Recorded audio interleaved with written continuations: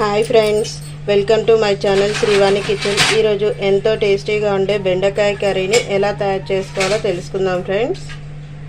ముందుగా 1/2 kg బెండకాయలు తీసుకోవాలి. ఈ బెండకాయలని శుభ్రంగా కడిగి పెట్టుకోవాలి. బెండకాయలని ఈ విధంగా కొద్దిగా పెద్ద సైజులో కట్ చేసుకోవాలి. మరి చిన్నగా కట్ చేసుకోవద్దు, ఈ విధంగా పెద్దగానే కట్ చేసుకోవాలి.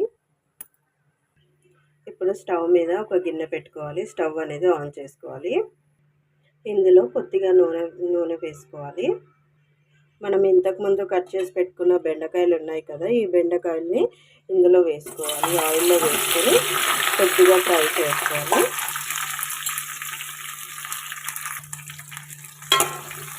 ఒకసారి కలుపుకోవాలి.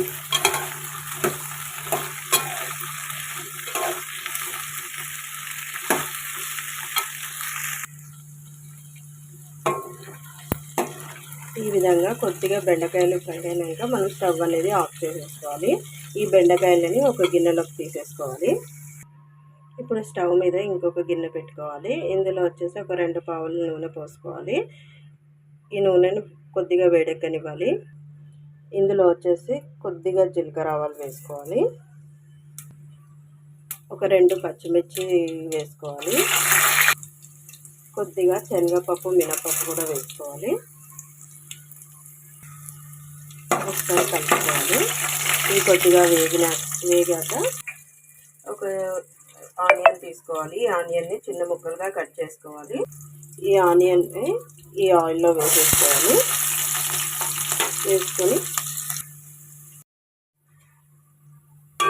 ఆనియన్స్ వేగాయి. ఇందులో వచ్చేసి మనం 1 స్పూన్ వచ్చేసి పసుపు వేసుకోవాలి. ఒక 1/2 స్పూన్ వచ్చేసి అల్లం వెల్లుల్లి పేస్ట్ వేసుకోవాలి. వేసుకొని ఒకసారి కలుపుకోవాలి.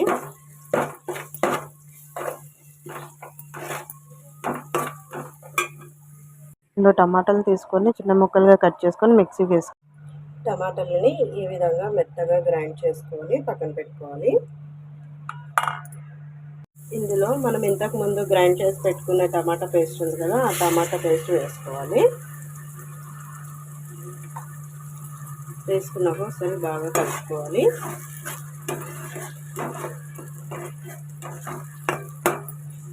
ఈ పేస్ట్ని కొద్దిగా వేగనివ్వాలి. ఒక 2 to 3 minutes కొద్దిగా బాగా వేగనివ్వాలి. ఈ విధంగా టమాటా వేగాక ఇందులో వచ్చేసి ఒక 2 స్పూన్ల కారం వేసుకోవాలి.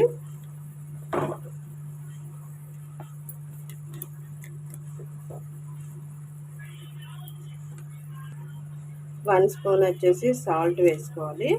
సాల్ట్ చూసి వేసుకోండి, ఎందుకంటే ఆల్రెడీ ఇంతకుముందు కూడా వేసాం కదా. కూరకు తగినట్టు మనం తినే దాన్ని బట్టి వేసుకోవచ్చు. ఒక 1 స్పూన్ వచ్చేసి ధనియాల పొడి వేసుకోవాలి. వేసుకున్నాక ఒకసారి వీటిని బాగా కలుపుకోవాలి.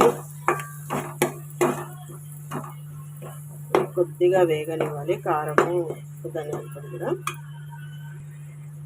ఇప్పుడు ఇందులో వచ్చేసి ఒక 3 స్పూన్ల మనం పెరుగు వేసుకోవాలి.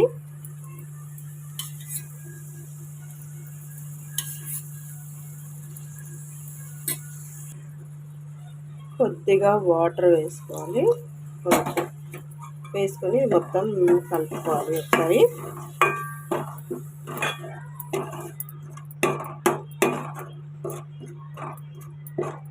ఈ గ్రేవీని కొద్దిసేపు మరగనివ్వాలి. ఒక 1 minute వచ్చేసి.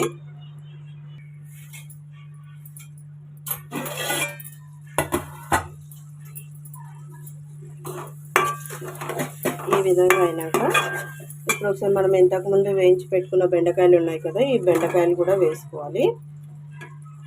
వేసుకొని ఒకసారి ఈ మసాలా మొత్తం బెండకాయలకు పట్టే విధంగా ఒకసారి బాగా కలుపుకోవాలి. ఒక నిమిషం వచ్చేసి ఇది కొద్దిగా వేగనివ్వాలి.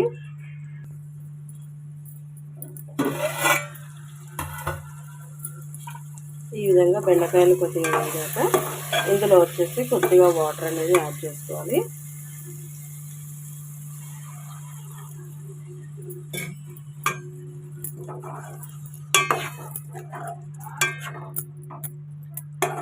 ఈ విధంగా ఆయిల్ యాడ్ వాటర్ అనేది యాడ్ చేసుకున్నాక ఈ మొత్తం ఆయిల్ వచ్చేసి పైకి వచ్చే విధంగా తేలుతూ ఉండాలి. అప్పుడు మనం స్టవ్ అనేది ఆఫ్ చేసుకోవాలి.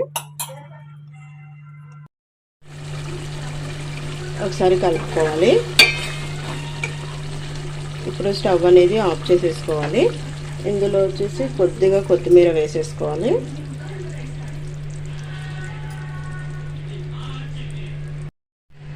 ఎంతో టేస్టీగా ఉండే బెండకాయ కర్రీ రెడీ అయిపోయింది ఫ్రెండ్స్. ఈ బెండకాయ కర్రీని మీ ఇంట్లో కూడా ఒకసారి ట్రై చేయండి. ఎలా వచ్చిందో ఒకసారి నాకు కామెంట్ బాక్స్లో కామెంట్ చేయండి ఫ్రెండ్స్. ఈ వీడియో కనుక మీకు నచ్చినట్లయితే లైక్ చేయండి, షేర్ చేయండి, సబ్స్క్రైబ్ చేసుకోండి ఫ్రెండ్స్. Bye friends.